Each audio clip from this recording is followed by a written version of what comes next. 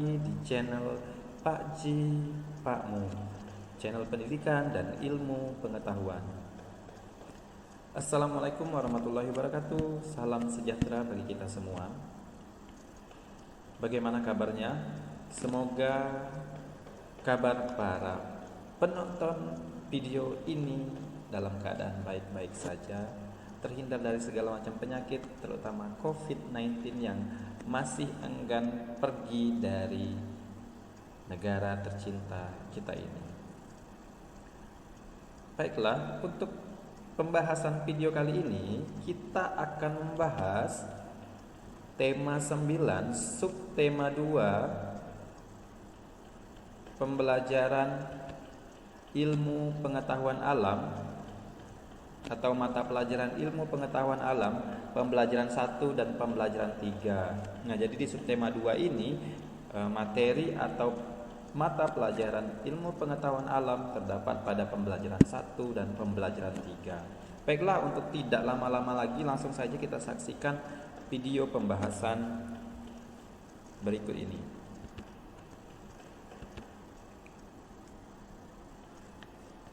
Oke, seperti yang telah kita ketahui, anak-anakku, bangsa Indonesia adalah bangsa yang dikaruniai sumber daya alam yang sangat banyak dan beragam.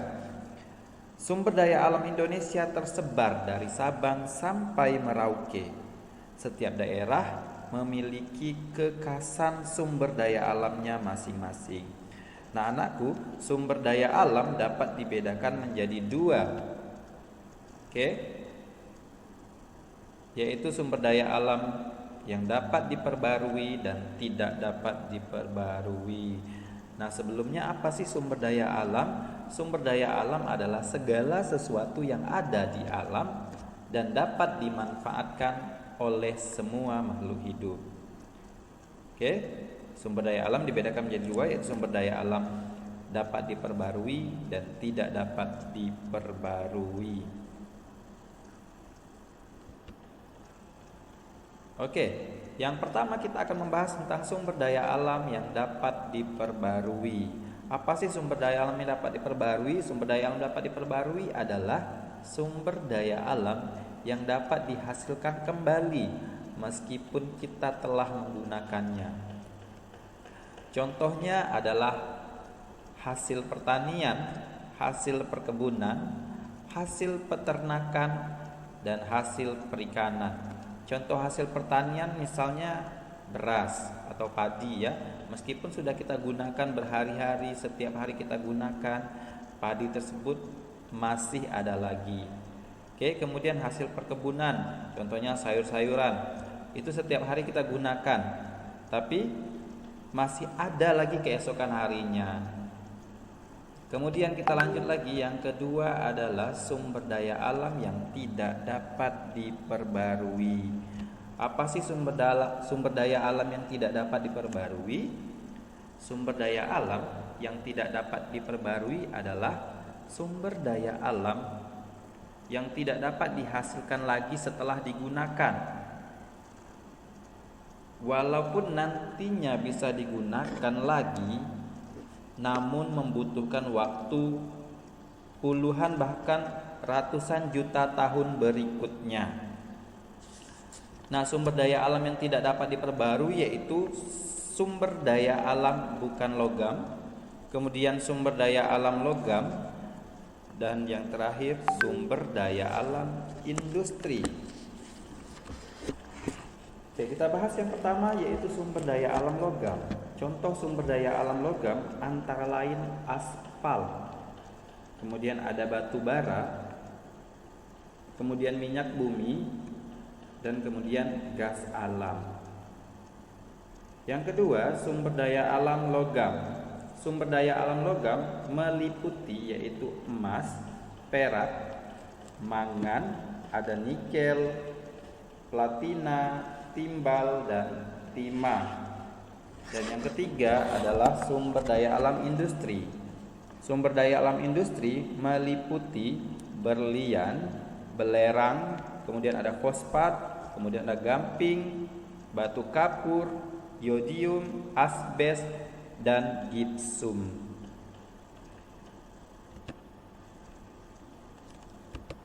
Oke, nah sumber daya alam yang tidak dapat diperbarui ini juga banyak manfaatnya. Apalagi barang-barang tambang yang tidak dapat diperbarui, namun manfaatnya sangat besar bagi manusia. Salah satunya adalah sebagai sumber energi. Contohnya apa? Contohnya adalah minyak bumi dan gas alam. Itu merupakan salah satu contoh sumber daya alam yang dimanfaatkan sebagai sumber energi. Oke. Nah, barang tambang ini dibedakan menjadi 3 ya, nak. Yang pertama barang tambang organik. Oke, yang pertama barang tambang organik. Barang tambang organik adalah bahan tambang yang berasal dari tumbuhan atau makhluk hidup yang terpendam selama jutaan tahun lamanya di dalam tanah. Oke, contohnya ada batu bara, gas alam, minyak bumi, belerang, dan bauksit. Kemudian barang tambang logam. Barang tambang logam ada timah, tembaga, nikel, biji besi, emas, dan perak. Kemudian barang tambang industri meliputi aspal, batu bara, gas alam, belerang, pasir tanah, batu, dan kerikil. Nah, seperti yang sudah dibahas tadi bahwasanya barang tambang ini juga bermanfaat sebagai sumber energi. Contohnya batu bara, gas alam, minyak bumi, dan lain sebagainya. Oke, apa sih sumber energi itu? Sumber energi adalah segala sesuatu yang menghasilkan energi. Ingat, sumber energi adalah segala sesuatu yang menghasilkan energi. Sementara energi itu sendiri adalah kemampuan untuk melakukan kerja atau usaha. Jadi kalau kita tidak mempunyai energi dalam tubuh, maka kita tidak mampu melakukan suatu pekerjaan atau usaha. Kalaupun kita bisa melakukannya, tapi tidak semaksimal di mana kita memiliki energi.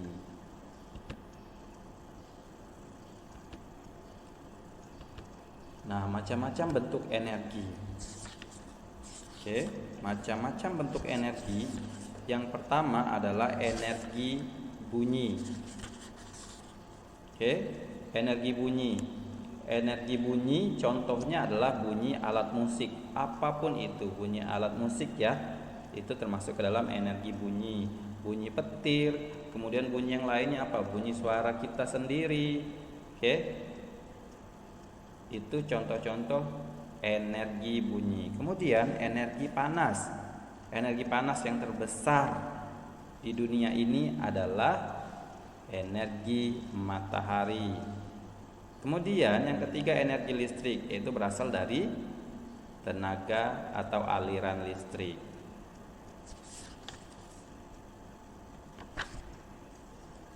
Nah, dari bentuk-bentuk energi yang kita kenal ini, ada beberapa perubahan energi yang terjadi dalam kehidupan sehari-hari yang tentunya bermanfaat bagi kita sebagai makhluk hidup atau sebagai manusia.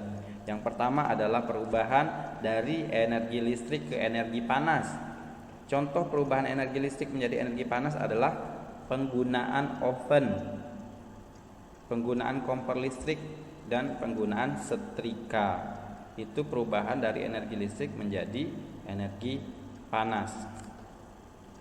Kemudian ada lagi perubahan energi listrik ke energi gerak.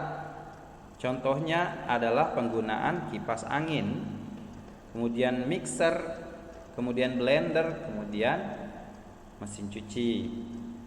Selanjutnya adalah perubahan energi panas ke energi listrik. Kalau tadi energi listrik ke panas, sekarang energi panas ke energi listrik. Contohnya apa? Contohnya adalah penggunaan panel surya. Jadi energi panas dari matahari diserap oleh panel surya, kemudian panel surya merubah panas matahari tersebut menjadi aliran atau tenaga listrik.